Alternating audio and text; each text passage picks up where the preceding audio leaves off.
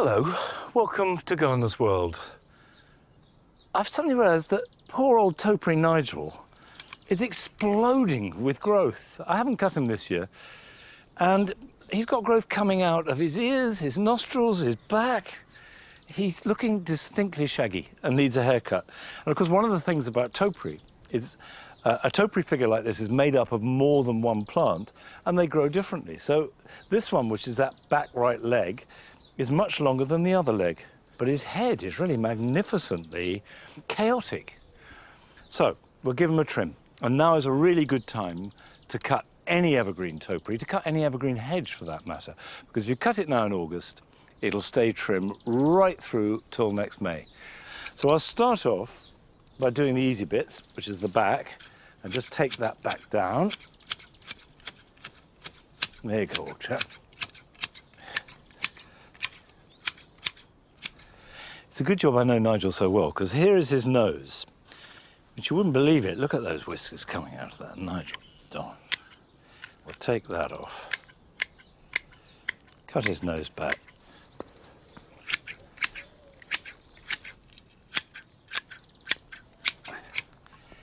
He's beginning to appear out of the fuzz. I knew he was in there all the time. Now, here are some other things that are coming up in today's programme. Jamie Butterworth visits the RHS's newest garden at Bridgewater to discover how it's flourishing as it enters its 5th year after opening. This is a plantsman's paradise. There are some combinations of planting that just make you want to stop and take it in, and this is one of those spaces. We meet a couple just outside Cambridge who are restoring their garden and its windmill. Everyone believes that we bought the windmill because of the windmill. They can't imagine that we actually bought it because of the garden. And Rekha is in her garden, growing vegetables and harvesting crops for a delicious homegrown meal. I've got the beans, I've got the squash, but what's really making me happy is the black currants. You can make jam with them, you can make cordials, but the best thing is you can freeze them as well.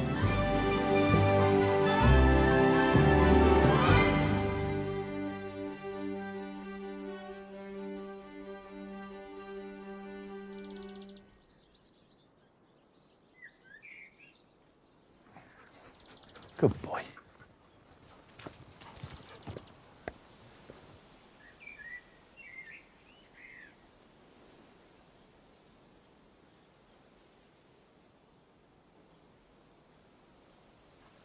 Good boy.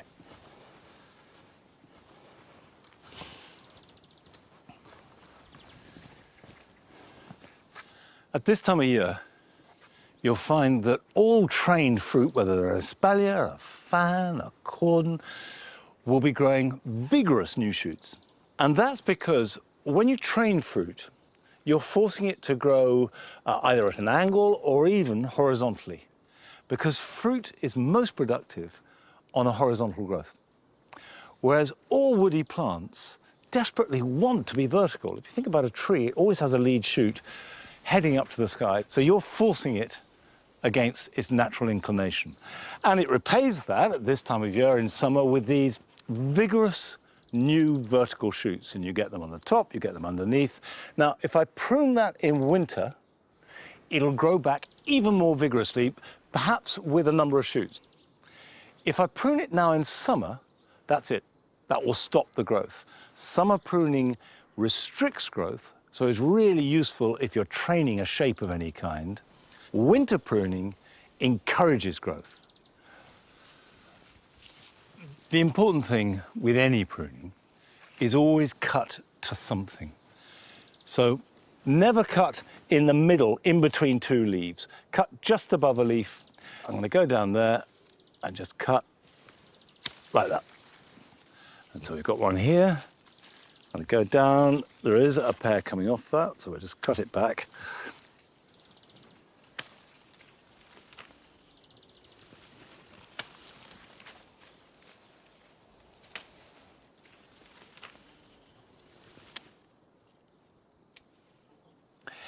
This particular section is actually very simple, not much to take off. I'll do the rest, but the principle is exactly the same. However, I want to show you another example, which is a little bit less easy to see, but much more common.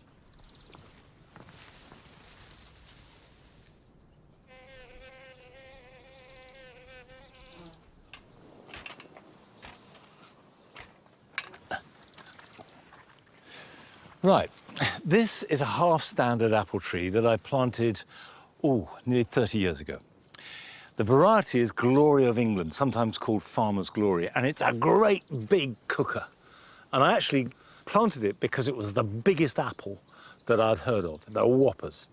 However, a great big heavy apple bends the branch it's growing on. And as you prune it, of course, you get these new shoots, and if you leave them in 2 or 3 years' time, they get apples. But of course, the apple you get will be as big on a new spur and a relatively soft shoot as on an old one, and it bends them and breaks them. So this winter, I cut it back hard. I really reduced it in size because it was quite substantial.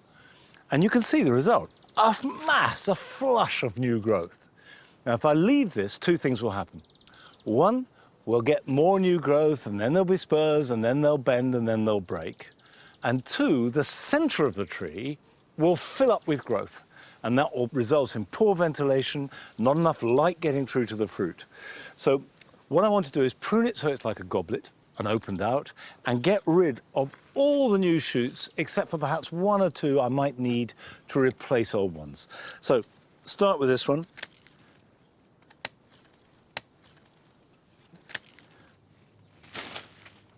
I'm taking off all the inward branches first.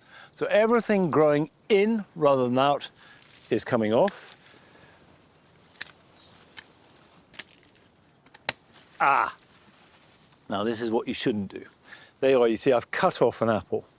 I wasn't concentrating. It's sort of in the wrong place, but I would definitely want to leave the apple and prune afterwards. And the apple has grown. You can see this is a slightly older bit of wood, it's darker, and there's a spur. There's a little sort of knobble of wood, and that is what the apple is grown on. And a hint of where a spur is going to form is that the wood swells underneath them. You get a slight swelling, and then the spur forms. If possible, cut back to spurs, and then next year that will produce an apple. But I'm afraid that's a garner. Now, Jamie Butterworth went up to RHS Bridgewater the other day to see how it's developed and how it's faring now that it is entering into its 5th year of being open. Just a few miles from the heart of Manchester is something pretty special. A bold, ambitious garden bursting with life. It's not just about stunning planting. It's about bringing people together, breathing new life into the land, and creating something that will last for generations. This is RHS Bridgewater.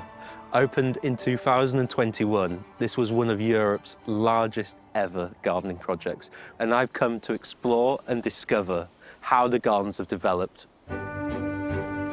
Turning 154 acres of overgrown ground into a world-class garden was always going to be a massive challenge. But out of everything that's been created here, the Western Walled Garden has really struck a chord with visitors, and it's easy to see why. This is a plantsman's paradise, and being the paradise garden, it's absolutely apt. There are some combinations of planting that just make you want to stop and take it in, and this is one of those spaces. This is some of the finest gravel dry planting I think I've ever seen. It's uncompromising. It's all about the plants, using big swathes of plants like these, asphodelites, dianthus, carthusionorum, bright colours. I absolutely adore it.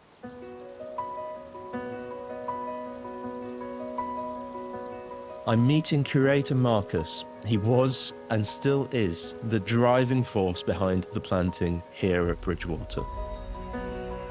I'm slightly overwhelmed at how incredible it is, especially knowing what it looked like before. How is it going? It's going gangbusters, to be honest. You know, we've had a great growing season this year. The 3 before were mixed. Last year was certainly challenging. But in terms of visitation, in terms of the garden coming to life, in terms of the changes that we've made, the impacts that we've seen, it's been fantastic. How do you keep a space like this then looking so good? We've got a fabulous team here, and most of them have been instrumental in putting this garden together. You know, there's a team of 30 full-time gardeners that work at Bridgewater. We've got 10 apprentices. There's over 100 volunteers who assist them. So you've got that level of care, attention to detail, and of course ownership. You know, these guys have been in this space right from the start of the journey. They've planted these things in, you know, 9-centimetre pots. They've seen them from these little babies to the fulsome displays that we've got today. I genuinely think that you can feel that in a garden when it's the same team of people and people that have put so much care and passion into a space. I think that adds to this being such a special space. The Bascums, the Steepers, it's phenomenal to sort of have them growing that well, but is that the weather this year as much as it is, or? I think we've done everything we can to ensure success in terms of, you know, the gravel and the soil preparation and things and the plant selection. But of course, the weather's the turbo boost, and you couldn't show off a Mediterranean-esque gravel garden in better conditions than we've got today. This is it, and this is as good as it gets. I really love the use of grasses through this. So this Stipa Lessinghiana that's here, I'd never grown this before, didn't really know it at all. But it's just the movement in the wind. You get this elegant, feathery effect. And you can see there's just a little bit of shadow under it as well. I'm really fond of that. It's sort of the perfect time to have seen what works, what doesn't work. Yeah. And the beauty of gardening is it's constantly evolving, but being able to now sort of stand back and edit and tweak and adjust and... The best bit. It's a delight. It's really nice, that bit. One of the interesting things about the place is we've got the safer options, the things that you'd expect to see growing here. Kitchen garden, for example, in an old Victorian space, is a reasonably conservative option to take. But we have also pushed the boundaries in terms of what we're trying and experimenting with. It's the nicest gravel garden I've ever seen, I think. You can keep going. Don't stop. Bridgewater's the kind of place where history and new ideas grow side by side. And nowhere shows that better than the Chinese streamside garden. Full of energy, texture, and planting that's both thoughtful and brave. I love this part of the garden. The Chinese stream garden is vast and yet so calm at the same time. The movement of the water, the way it starts from the lake and trickles the way through. There are some areas where it's quite big and it slims down, it's fast, it's slow, and that really relaxes the space. But the best bit is the planting. You've got these majestic oak trees coming down into acers and heptacodium, and then down by the water's edge, we've got a lot of damp-loving plants, things like regersias, hostas, primulas. And the primulas at this time of year are providing such a burst of exciting colour. I absolutely love it.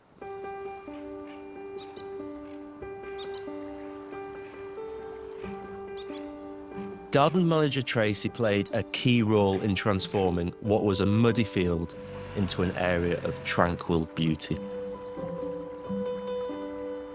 Tracy, you must be chuffed with how this has turned out. The scale of it is incredible. It's great. I love when visitors come and they just stop and they're wowed, or they're taking lots of photographs and you see them on their social pages. And it's looking particularly good this time of year, but all the way through the year, there's always the acers that are different colours and the multicoloured variegated leaves. So it works really nicely throughout the season. Obviously, a garden's forever evolving, and is it looking how you intended it to look? Yeah, you know what, I think it is. I originally intended to be bright, vibrant, clashing colours, and that was referencing the expos in China or entrance spaces in classical gardens where it's really vibrant, in-your-face colours. And I got a really good bit of advice of, if you're going to go clashing colours, make sure both colours are bright, and then they work together. And that was the principle I went with, and it seems to be delighting visitors. And I think, I don't know if it's a preconception that I've got, but when you think of a damp garden and quite a calm garden, moving water, you tend to stray towards sort of softer tones, greens. So this sort of does throw the rule book away somewhat, and It does, works, yeah. especially with the astilbes in there as well. It's stunning. So this looks incredible, but you're not stopping here. Absolutely, this is like the tip of the iceberg. Wow. Because we've got over on this side a huge project that's just starting now, which is our Yanzhou Scholars Garden, which links in with why we've got a music pavilion just behind you. And it's a collection of 3 buildings connected by a corridor. And the central space, along with a courtyard garden, will really make you feel like you've been transported to classical gardens in Yanzhou over in China. Sounds incredible.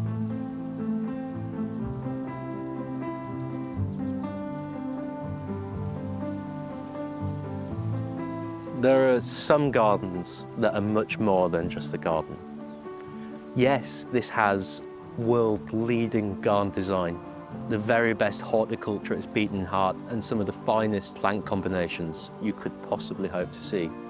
But this has got much more than that. You can feel the energy and the passion in this space from Marcus and Tracy, their team here, the volunteers and the local community. You really get the sense that this is a garden that's going to get better and better and better over time. And I can't wait to see how it continues to develop.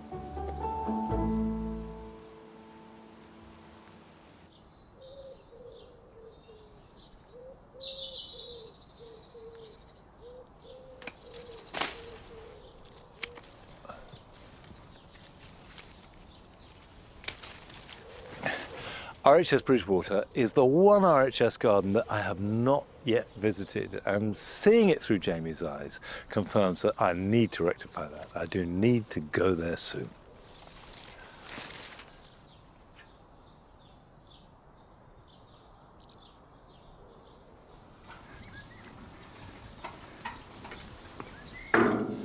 Last year I made these 4 raised beds specifically to grow cut flowers in. And of course, being raised, they give really good drainage. And that means that they're very suitable for either planting or sowing things at the end of summer and leaving them over winter to grow and develop roots, and then flowering and getting ahead in spring. Now, in this bed, I have these cornflowers and nigella. The nigella, you can see, is completely gone to seed. Cornflowers have got a few flowers, but they've had their day. There we go. Oh, okay, that's a broken one, but that's fine for the moment.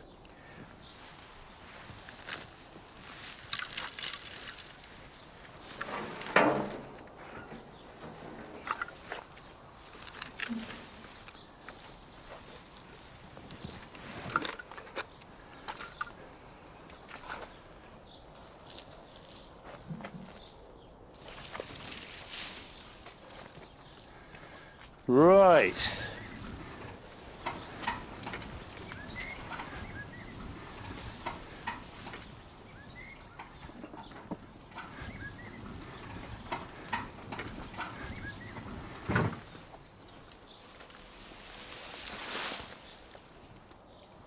This is the shredding bay. That's not the compost heap. That's the bay we put everything, which then gets shredded, in fact gets mown by an old mower, and then goes onto here. And this is the beginning of the compost heap, which ends far down there in about 6 months' time.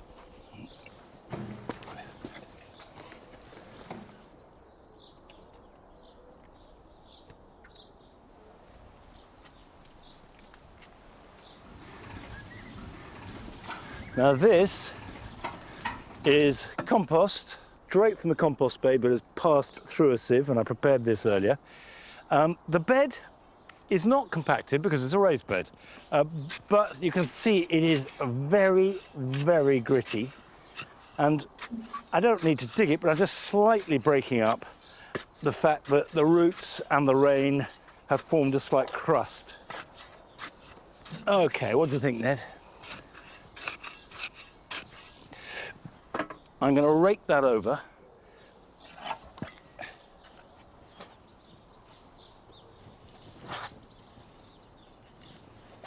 Right. Add my compost.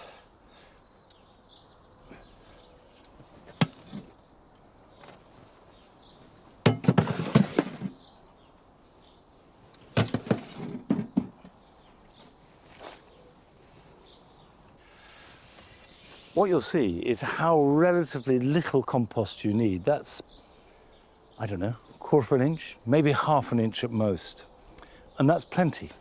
That will be just enough to stimulate the soil. And remember, when you add compost to a soil, it's not really so much a feed, it's like a starter dough to put bacteria and fungus and nematodes back into the soil to generate more activity within the soil. It's that relationship between life in the soil and the roots of the plants that enables the plants to grow and be healthy. Right, I'm going to work that into the soil a little bit. Right, that is now ready for sowing and for supporting the resulting cut flower crop for another 12 months.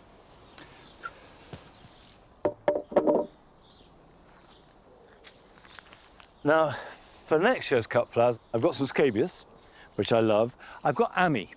Now, there are two types of Ami. There's Ami majus, which has a flat umbel, and Ami visnaga, which has a rounded umbel. Ami majus is glorious, but can be a bit tricky to grow and is best sown sort of August, September, late summer. So it germinates, produces a small plant, and then grows through next year. Ami visnaga you can sow in spring. So if you don't sow Ami majus at the back end of summer, then choose Ami visnaga for next spring. And on top of that, I've got some wild carrots. So I've got these umbellifers, which will look marvellous, I hope. So I'm using a board for the spacing. Draw a line with my fingers, like that.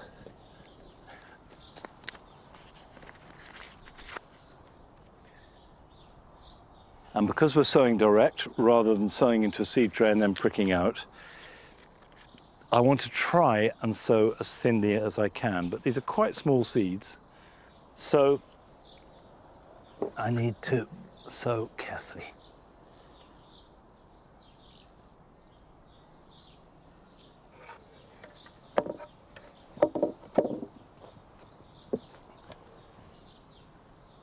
Cover them over.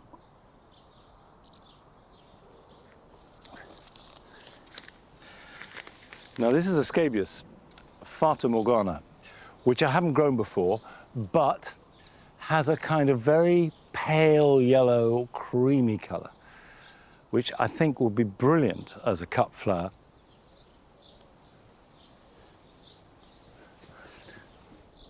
Okay, so it's scabious.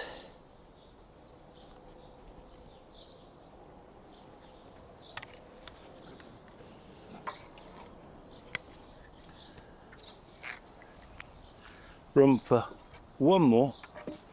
And we'll put that there like that. Cover these over.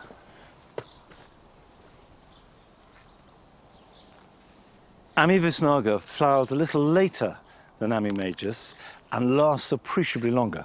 Will last into July, whereas Ami majus I think of as a spring flower.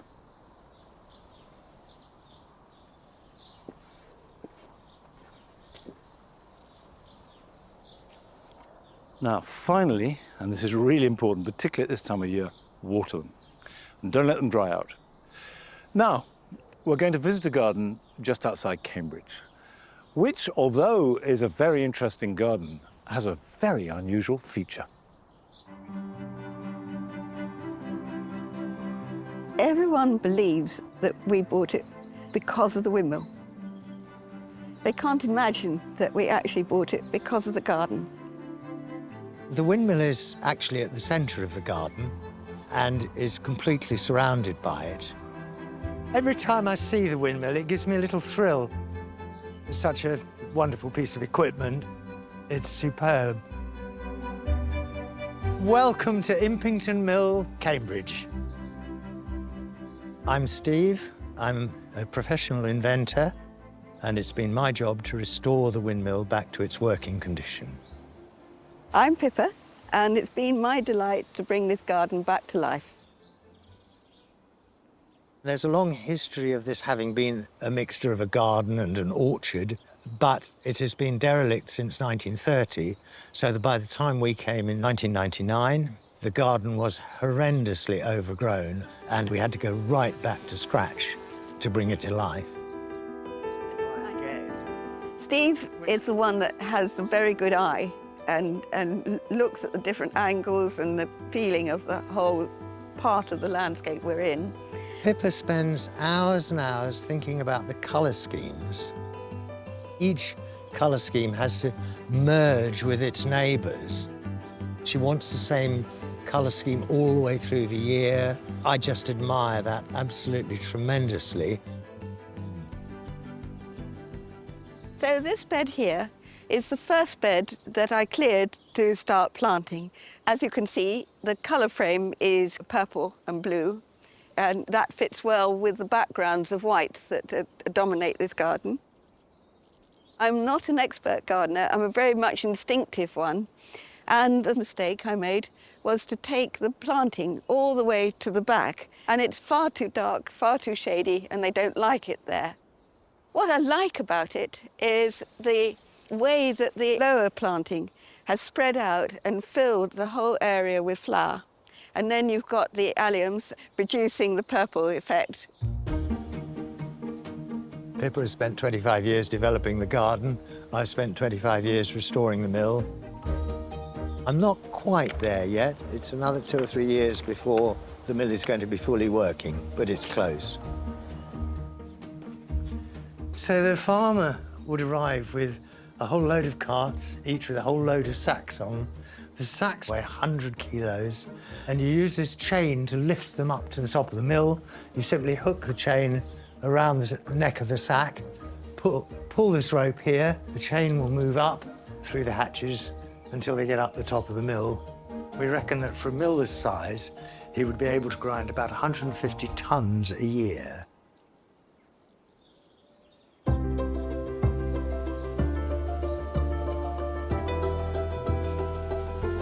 What I wanted was basically a natural garden. If I have one real gardening skill, it's patience. And that patience will allow things time to come about. And here we have a bank that was built on a pile of concrete, which had been removed from the windmill. I piled about 6 tons of soil on it and started growing herbs, and they've loved it. We've got thyme down there, mint by the ton, chives here. We've got bronze fennel heading upwards. These are the glorious wild opium poppies that are a major feature of East Anglia, and I just adore them. I think they're the most gorgeous colour. And they are used, or were used, by the local population as an analgesic. They would put the poppy into their beer and use it as a painkiller. But here, they just seed themselves all over the garden. And it's such a lovely spot of colour when you're in the sort of between season of the major bulbs and you're starting to come into the summer bedding. This is my compost heap. It's a mechanical system for turning the compost, because the more frequently you turn compost, the quicker it rots down. I have always been of an inventive turn of mind from very early age, and my first real invention was a perpetual motion machine, which didn't work. I think I took my early inspiration from The Wind in the Willows and ingenious Mr. Toad. So we've got a line of 6 bins here. The compost starts at the far end up there, and it ends 6 weeks later with turning out this bin here, which is almost ready compost.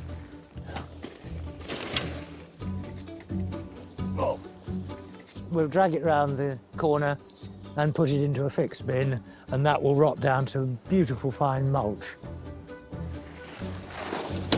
That turns into that one. Now I've got an empty bin, and that's got another week to go. These layers just keep it nice and hot. Mix it up. And finally, yesterday's bin, which is roaring hot. That is hot to touch.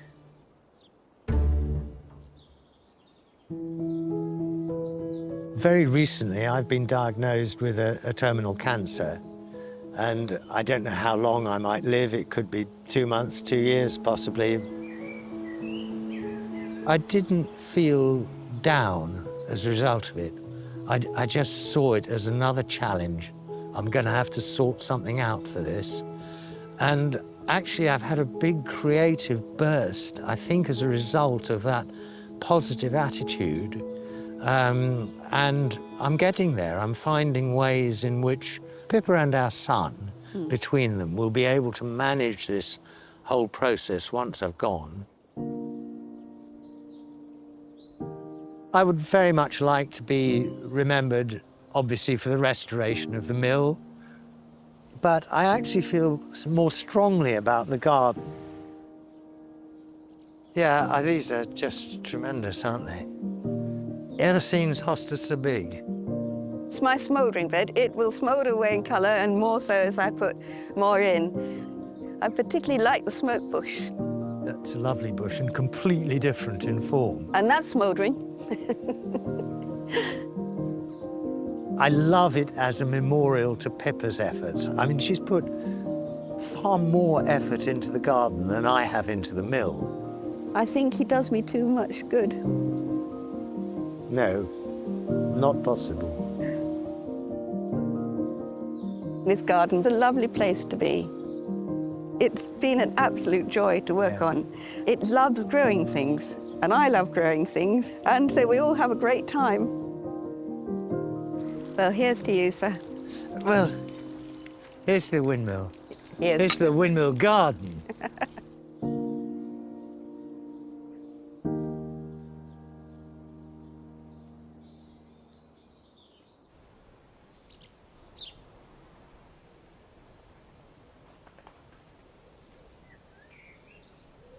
Well, I think that Stephen and Pippa have created this extraordinary legacy of a beautiful garden around a full-sized windmill.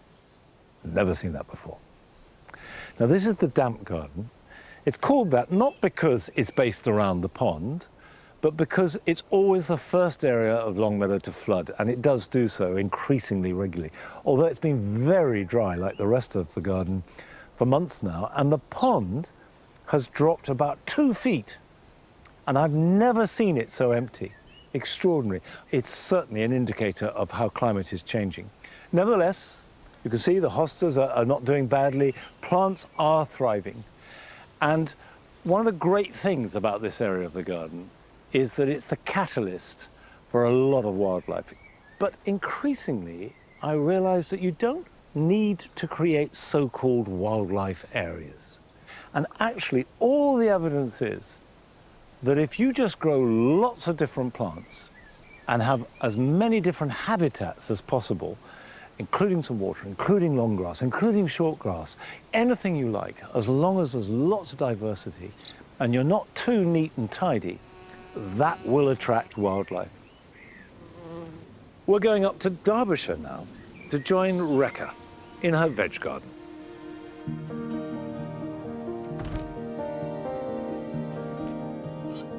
I have always found such joy in growing my own fruit and vegetables. And this year I'll take you through how I sow it, grow it, and most rewarding of all, how I cook with it. I love coming up into the garden at this time of the year. There is so much going on.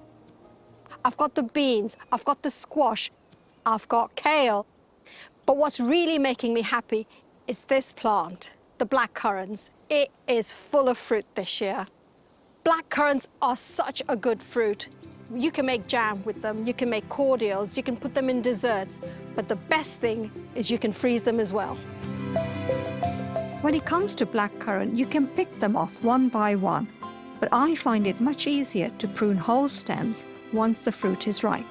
It saves time and it's good for the plant too, encouraging new stem growth, giving next year's harvest a head start. After a bit of pruning, it's time for a bit of sowing. I've chosen a variety of bulb fennel called Sweet Florence. Fennel is a really good crop to grow. It has that aniseed flavour, if you like that. You can use it in salads, you can cook with it, and it looks good too. I'm just dibbing holes about 2 centimetres deep, and that will just help them anchor in. I am going to sow 3 seeds per hole. It's called station sowing. The best of the 3 seedlings that'll come up, I'll keep. The other 2 come out. Now, once I've sown the seeds, I will give it a good watering so that for the next few weeks, I will make sure that this pot doesn't dry out and let them grow in a nice sunny spot with a bit of shade towards the end of the day. Fennel plants don't like big swings in temperature. That's what makes them bolt. You want them to grow slowly and steadily to build up a nice fat bulb. Which is why midsummer is the perfect time to sow. The nights are warm and the soil's toasty, and I can keep on top of the watering, which fennel really needs to thrive. It's been a hot, dry summer so far. Not the easiest for growing, but some things are really thriving. I'm keeping a close eye on the potatoes, and around now, I like to pinch off the flowers so the plants put all its energy into the spuds, not into the seeds.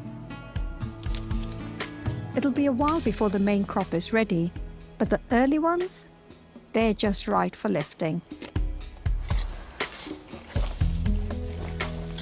I am so happy with this variety. This is Sharper Una, and I've never grown it before. Just harvest what you see to begin with, but then fork in again, because you never know, there just might be 1 or 2 hidden in there, and you don't want to lose those. Be gentle.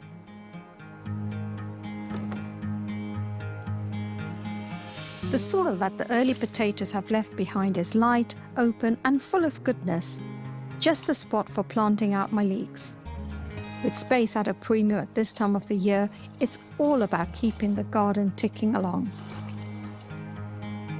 All I did was clear this soil, make sure there was no potatoes left, dug it over a little bit, raked it over, then tampered it down a little bit, and then watered it in just so that it's nice and soft, so that when I do make the dibbing holes, the holes remain rather than the soil going down.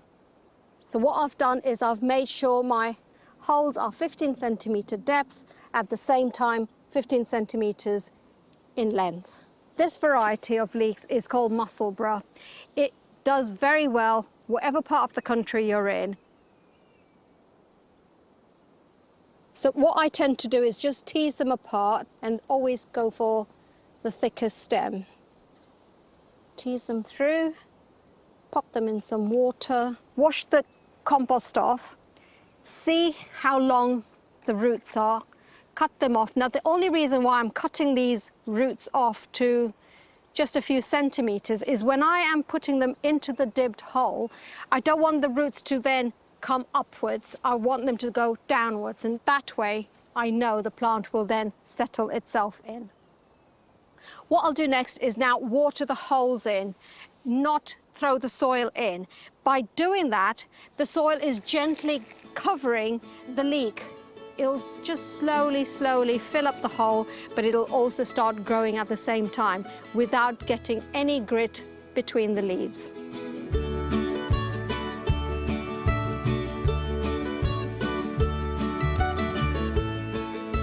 Now, continue watering in every few weeks, just so that they can establish themselves. And I know that I will have a crop from September right until January. The whole idea of growing your own is the freshness. There is nothing fresher than something being pulled out of the earth there and then and straight into the kitchen. With the leeks planted out, it's time to turn to what's ready now. I'm harvesting some of my summer cabbage, and this one's coming along beautifully. and so are my onions. These are my main crop variety called Paris Silverskin. And if left to grow to full size, they'll be great for pickling and storing over winter. But I'm going to pick them now as spring onions, perfect for salads, stir-fries and garnishing dishes. Any way you choose, they're delicious and mild compared to cooking onion varieties. I'll leave the rest to grow bigger for later on. 1 sowing, 2 harvests, it keeps the kitchen stocked and the garden working. I'm taking my freshly harvested vegetables and making a sambar, a warm cabbage slaw with a temper of mustard seeds and fresh chili, sprinkled with ground coriander and cumin. A potato salad with spring onion and a bit of sharpness from my homemade pickled beetroot. And for dessert, blackcurrant sponge. At this time of the year, there is so much going on. If you plan your garden right, there are so many options that you can choose from. This really is plot to plate. So satisfying and so delicious.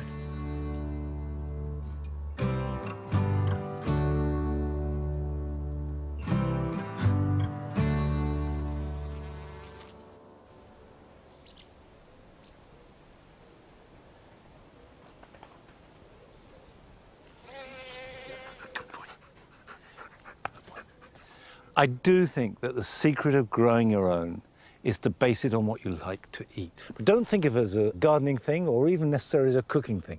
Think of it as an eating thing. And certainly Rekha does that brilliantly. Now, I was thinking that the grass borders and the dual garden are very different examples of how to create a border. And it wasn't on purpose, it's just happened. So in the grass borders, although all the plants were carefully chosen, it's left very much to its own devices. And what you have is a massed effect. No one plant is particularly doing spectacular things. It's how they interjoin and work together and how they evolve across the seasons. And it takes hardly any work at all. We cut it all back at the very beginning of spring, we mulch it, maybe do a little bit of weeding, add a few plants now and then, prop them up occasionally, that's it. 10 minutes a week, other than that one day of cutting back. And then it works right through the season.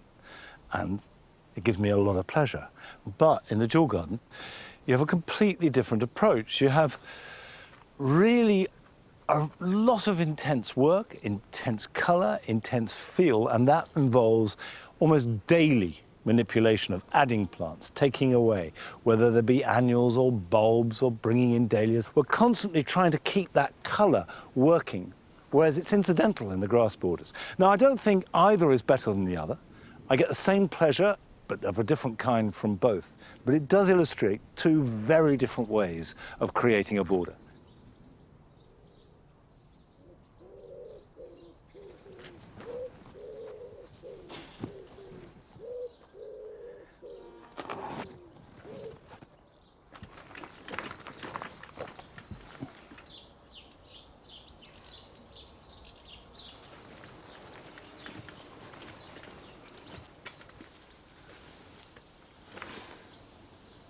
Now, there is a story behind these hydrangeas.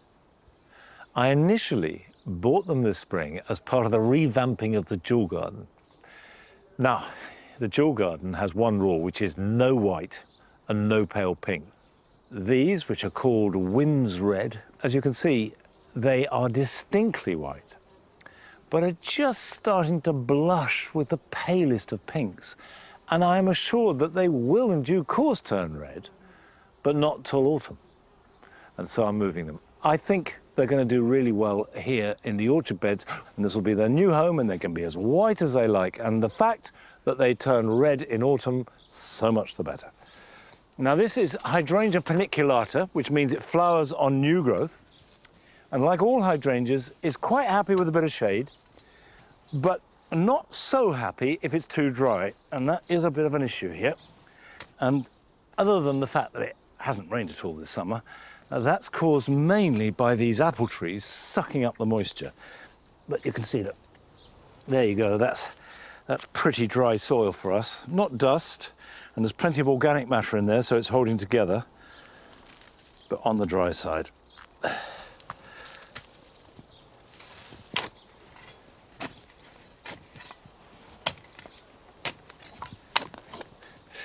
Okay. Okie dokie. There, you see.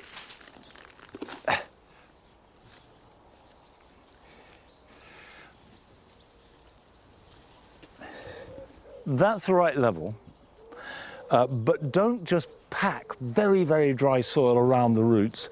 Water it so it goes down the sides and the bottom of the plant, and then backfill.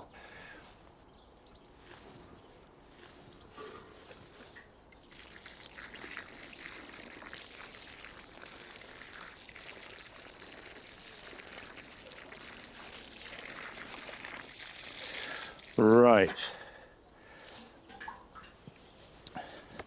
Now, because it's so dry, that is just soaking up very, very quickly. So now we pull the dry soil around it.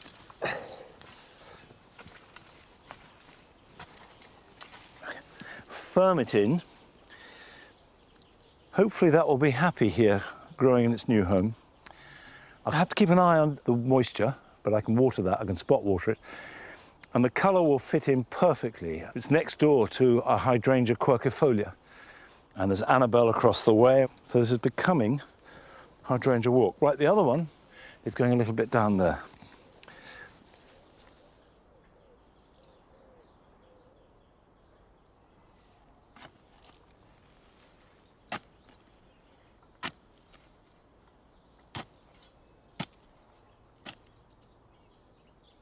There we go. Oh, that's very nice. That is about right. So, same again. Before backfilling, I'll water around the roots and underneath them.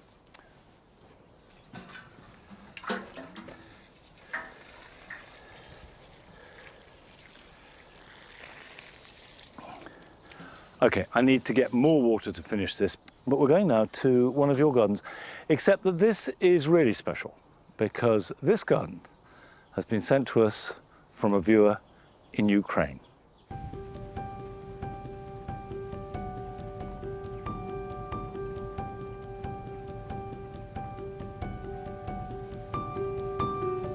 My name is Alla and I'm gardening in the war zone, Kharkiv, Ukraine. The hostilities take place directly in my region. The front line is very close to Kharkiv and it continues driving even closer to the city, making situation unpredictable. Gardening in a war zone is a big challenge. Since the very beginning, missile, drone and glide bomb attacks were terrible, and they continued for now. We often have blackouts, and during blackouts you do not have heating, water supply and other utilities, so you can't water your garden.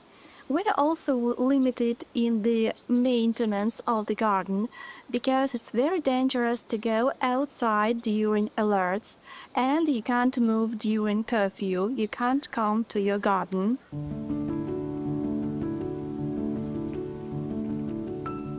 So many clematis species and varieties on my garden there, and I adore them so much that it's difficult for me to name absolute favorites. But I would definitely say that I just fell in love with the bell-shaped clematis, and I have so many of them in the garden. This is Clematis somnet, also Clematis texensis, Clematis Buckland Beauty, and Clematis glaucophila. I just adore all of them.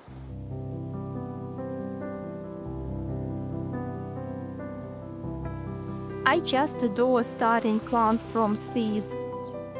Every seedling actually feels like your own child. At the moment I'm standing next to my own Clematis Viticella seedling, which has already turned into a big and very abundant bush. Photography has a very special place in my life. Photography became my second big hobby after gardening because it helps me to stay positive and to concentrate on producing beauty, creating beauty, but not thinking about the war all the time. During the war, the garden became the only hope for me in every sense. Every time I go out to my garden and start working it, I forget about the war for some time. And every time when I'm too depressed, I say to myself, do not think about the war, think about the flowers.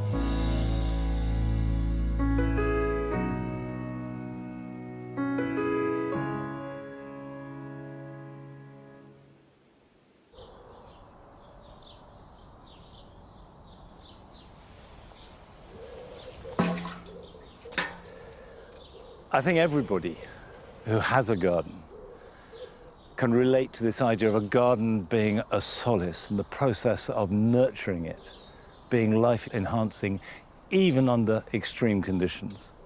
But I think very few people kind of experience that solace in those kinds of conditions.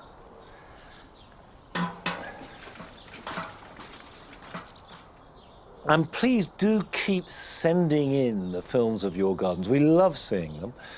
And if you go to our website, you will get all the information you need about how to share them.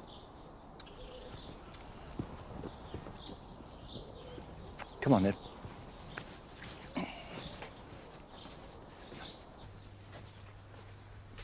As soon as you hit August, you're running out of light. That's the key thing with anything that's growing, is the light is starting to fade.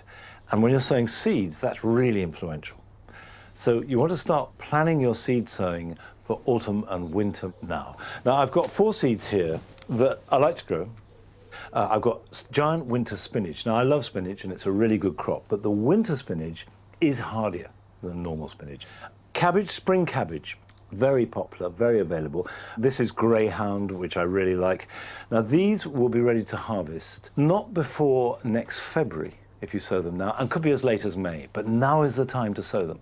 This is collards. Now, Americans are very familiar with collards, particularly in the South, collard greens. It's what I would call just spring cabbage, and they're absolutely lovely. And finally, kohlrabi. Kohlrabi is different in so much that it's not a leaf, not difficult to grow, grows rather quicker than the others. Unlike the other 3, it's not really frost hardy. It'll take a touch of frost, but not too much. So I'm going to start by sowing this now. Right.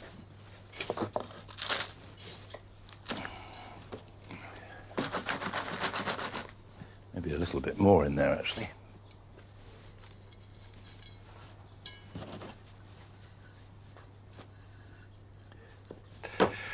Okay.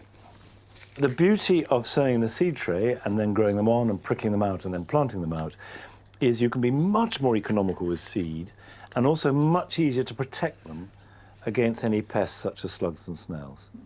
Just sprinkle them thinly on the surface, like this. That'll do. Put that back in there.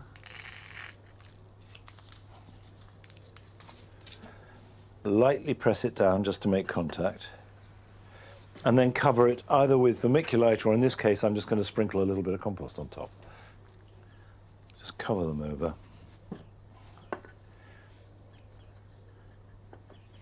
Right, label them, of course. Let's turn that over.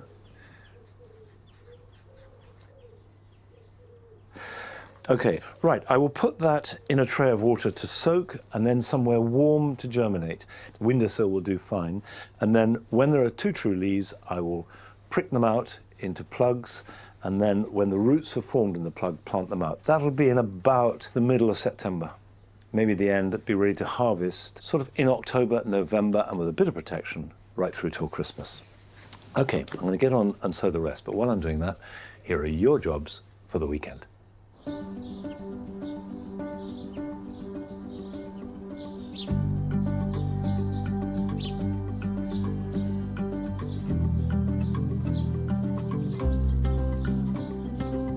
If you have a wildflower meadow, however small, now is the time to cut it. Be sure to gather up all the grass, because if it's left behind, it'll fertilize the ground, and that will mean that the grass will grow at the expense of wildflowers. I like to give it a final cut with a mower to make sure it's really short, and also that will expose bare soil, which is good for the wildflower seeds so that they can germinate. And then you can keep it as short as you like for the rest of the year. But once we reach winter, don't cut it again until this time next year.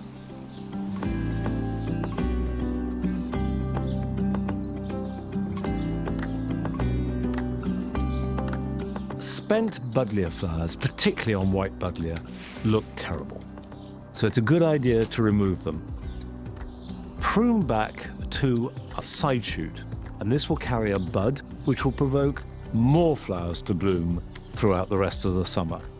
And the cut flowers can be taken to the compost and added to the heap.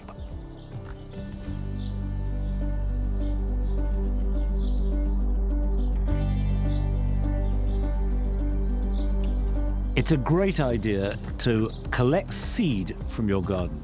Always use a paper bag, not a plastic one, as this will stop the seeds getting damp. And invert the seed heads into the bag or envelope, and that can be stored for weeks or even months. I'm collecting here nigella and also foxgloves. But whatever you choose to collect, it not only will save you money, but also mean that you have genetic stock that is perfectly adapted to your garden.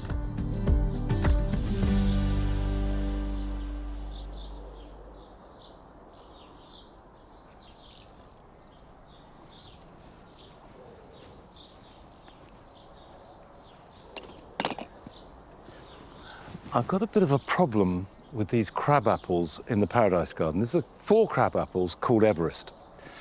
They're lovely, beautiful blossom, really good little apples, both decoratively and if you want to make crab apple jelly, fantastic. However, we have so many apples this year, and it's been such a dry year that there is a real risk of the branches breaking.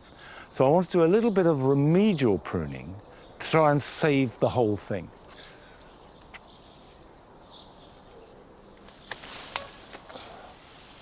Right, there we go. It's a shame, but it's for the greater good.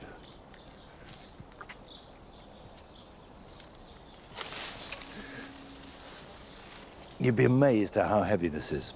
The weight of the fruit. No wonder branches break. So by a little bit of pruning now, I'm preserving what's left of the tree, and then in winter, when the fruit have fallen and the leaves are down and I can see the shape with the bare branches, then I can continue to prune it to shape. Well, that's it for this week. I'll see you back here at Longmeadow next Friday. So until then, bye-bye.